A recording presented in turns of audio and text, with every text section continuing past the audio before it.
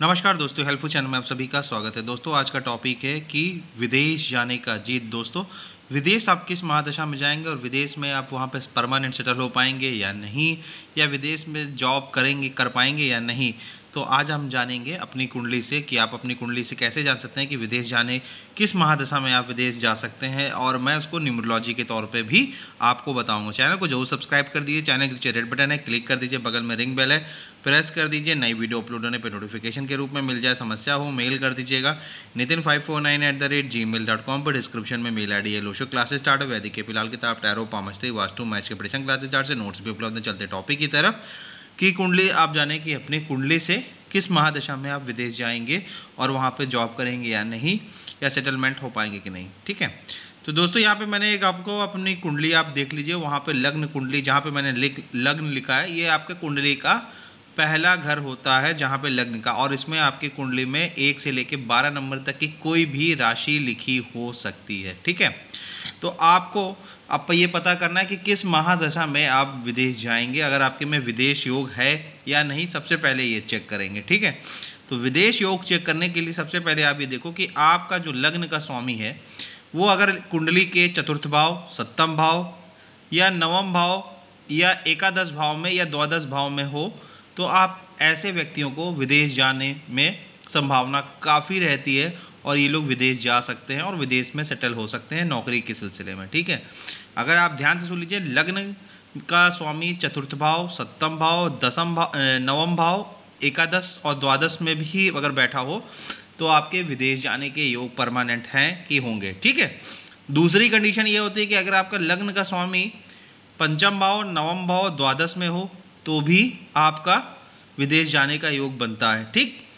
अब तीसरी कंडीशन यह है कि अगर पंचम का स्वामी, नवम का स्वामी, अष्टम का स्वामी, सप्तम का स्वामी और या द्वादश का स्वामी आपके लग्न भाव से या दसम भाव से कनेक्ट हो जाए। जी हाँ दोस्तों, एक बार फिर से सुन लीजिए कि आपकी कुंडली में पंचम भाव, नवम भाव, सप्तम भाव, अष्टम भाव, द्वादश का स्वामी अगर लग्न से कनेक्ट हो जाए या दसम भाव के स्वामी से कनेक्ट हो जाए तो भी आप विदेश जाएंगे और विदेश में नौकरी करेंगे और वहाँ सेटलमेंट हो जाएगा। ठीक है, तीसरे और नेक्स्ट पॉइंट ये है, चौथा पॉइंट, कि अगर सेकेंड हाउस का स्वामी आपका 7th हाउस से कनेक्ट हो या 10th हाउस से कनेक्ट हो या 12th हाउस या 9th हाउस या 8th हाउस से कनेक्ट हो तो भी आप विदेश में जाके नौकरी करेंगे और धन कमाएंगे। ठीक है, अगर सप्तम का स्वामी पंचम में कनेक्ट हो, पंचम का स्वामी सप्तम में कनेक्ट हो, या सप्तम का स्वामी नवम में कनेक्ट हो, या नवम का स्वामी सप्तम में कनेक्ट हो तो भी विदेश जाके नौकरी करेंगे या विदेश में सेटलमेंट का योग होगा।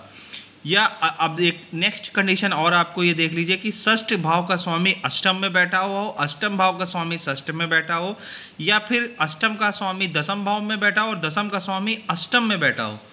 तो भी आप विदेश जाएंगे और विदेश में सेटलमेंट होंगे। ठीक है, अब आपको पता किस करना है, किस महादशा में, जो मैंने इन भाव को बताया है कि यानी कि लग्न भाव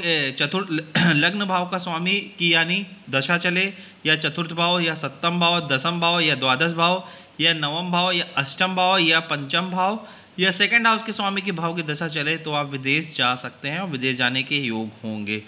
ठीक है, दूसरी तरीके से आप हम लोग ये देख सकते हैं कि अगर आपकी डेट ऑफ बर्थ, अब हम न्यूमरोलॉजी के तौर पे अगर हम देखें तो अगर यहाँ पे एक डेट ऑफ बर्थ दी है 21 फरवरी 1992, मूलांक 3, भाग्यांक 8, लोशो ग्रेड में देखिए 389911 और 222 है, तो आपको विदेश जाने का योग किस महादशा में न्यूमरोलॉजी में आप जा सकते हैं, या फिर आप इसको पर्सनल ईयर के तौर पर भी देख सकते हैं। तो अगर आप पर्सनल ईयर में देखें कि अगर आपका पर्सनल ईयर नंबर 3 आ रहा है या 9 आ रहा है या 1 आ रहा है या 2 या 4 या 6 या 7, इनमें से कोई अंक आए तो उस साल अगर आप विदेश जाने के लिए ट्राई करेंगे तो आप विदेश जरूर जाएंगे। तो दोस्तों ये रही मेरी वीडियो, अगर आपको अच्छी लगे तो लाइक करिए, सब्सक्राइब करिए, चैनल को सपोर्ट करिए। समस्या हो तो मेल कर देगा nitin549@gmail.com पर। धन्यवाद दोस्तों, हेल्पफुल चैनल को देखने के लिए। Please subscribe the channel.